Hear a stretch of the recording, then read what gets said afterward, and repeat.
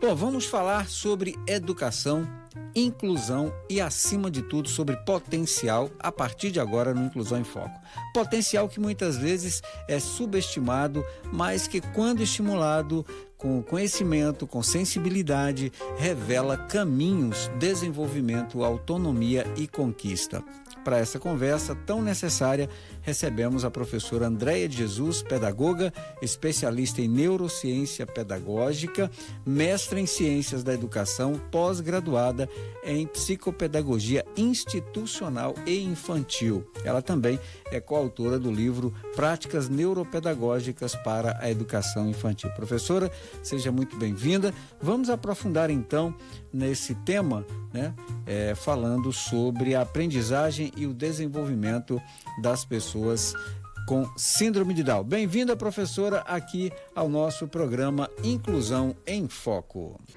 É gratificante estar no programa Inclusão em Foco, falando sobre um assunto tão relevante sobre o desenvolvimento de sujeitos com síndrome de Down. Aproveitando para conscientizar sobre este assunto em uma data muito importante, que é o Dia Internacional da Síndrome de Down, que acontece agora no dia 21 de março. Como é a aprendizagem e desenvolvimento de pessoas com síndrome de Down? É um assunto muito importante para todos nós compreendermos. Mas antes de sabermos um pouco mais sobre este desenvolvimento, sobre esta aprendizagem, eu gostaria de destacar para vocês este livro que traz muitas informações importantes sobre práticas neuropedagógicas, que aqui em Foco fala da educação infantil, mas ele é relevante para todas as faixas etárias, principalmente de indivíduos com síndrome de Down. Ele é da editora DADH. E nós vamos destacar aqui um artigo muito importante no capítulo 35 da autora Miriam Cristina Busetti, que ela destaca o que é aprendizagem. Ela cita: a aprendizagem é pautada em instrumentos culturais que irão tornar-se instrumentos mentais cognitivos, acontecendo como esforço do Vygotsky, do interpsíquico ao intrapsíquico. Ou seja, a aprendizagem intraindividual acontece desde o sistema sensorial até os circuitos neuronais e cognitivos, tendo como consequência uma mudança comportamental.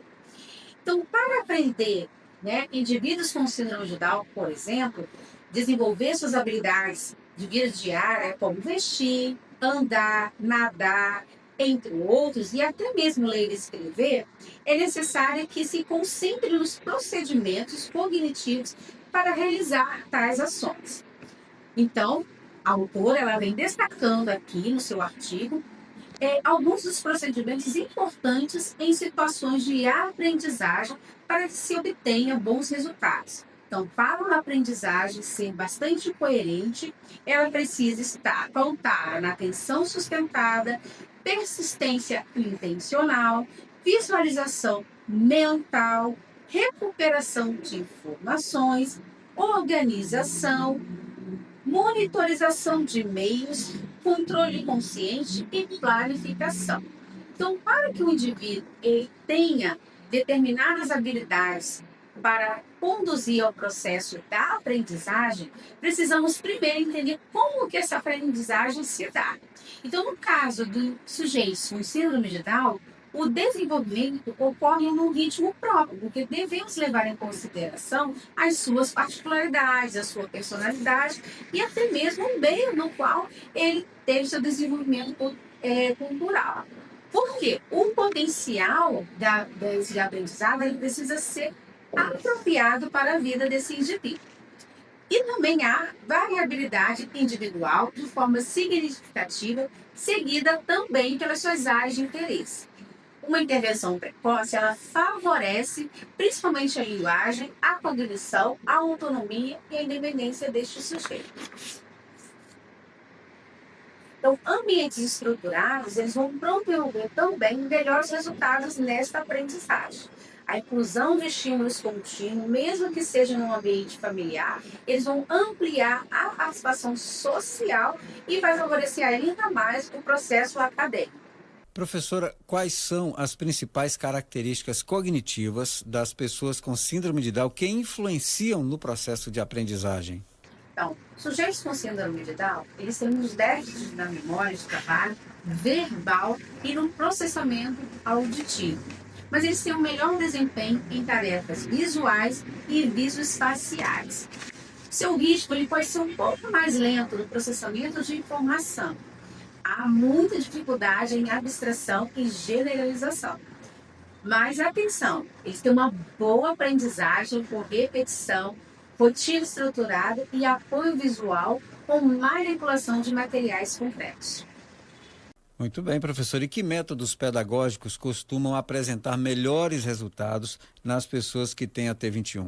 É muito interessante, né, nós pensarmos nessas etapas, né, para a aprendizagem de indivíduos com síndrome de Down. Por quê? O ensino ele deve ser estruturado com objetivos claros e etapas graduais e mensuráveis para cada etapa.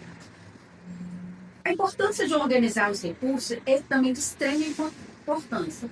Por quê? O uso dos recursos visuais, como pictogramas e rotinas previsíveis, colabora ainda mais com a memória organizacional desses indivíduos. Metodologias ativas e aprendizagem multissensorial, elas favorecem ainda mais a compreensão e fortalecem a memória verbal também. Repetição com variação e prática funcional de cada conteúdo, seguindo ainda, né, caminhos mensuráveis.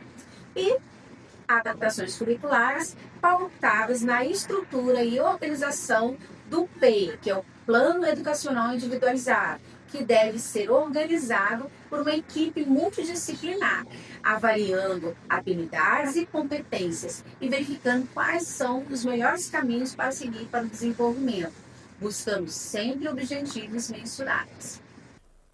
Professora, de que forma a inclusão em escolas regulares pode contribuir para o desenvolvimento acadêmico e social dessas pessoas, dessas crianças com síndrome de Down? A inclusão, ela precisa vir com a ampliação de oportunidades e a interação social e de comunicação ao meio. Então, favorecer a modelagem de comportamentos e habilidades acadêmicas é essencial, porque vai estimular a autonomia e pertencimento ao grupo.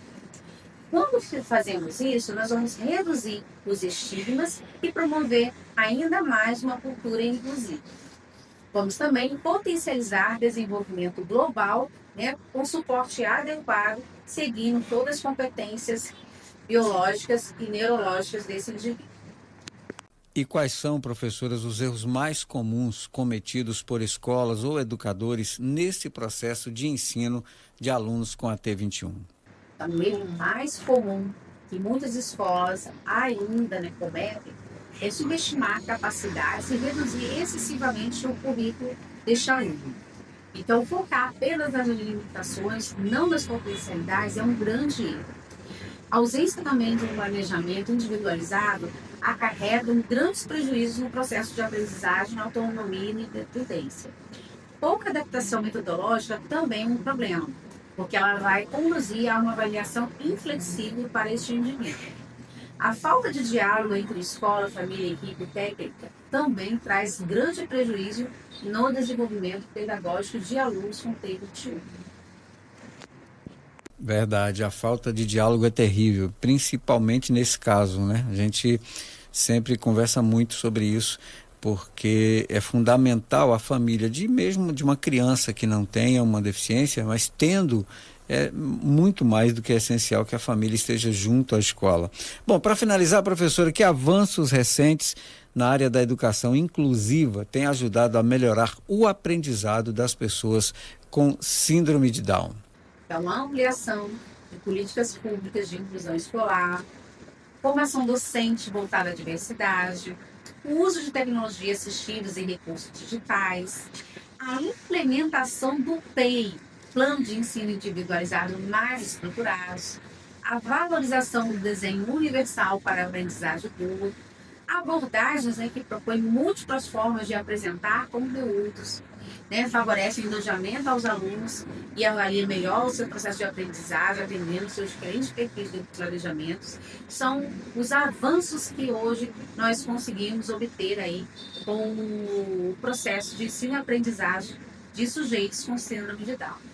É um avanço muito importante e a própria ciência ela tem trago, né, evidências científicas importantes, trazendo também a neurociência como um ponto importante para o bom desenvolvimento pedagógico de sujeitos com síndrome de Down. Eu agradeço a participação.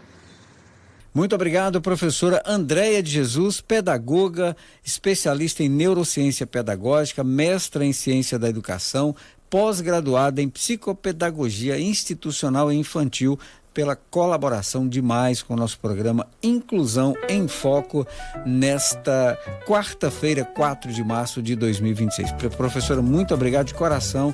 Seja muito bem-vinda sempre aqui ao nosso programa Inclusão em Foco.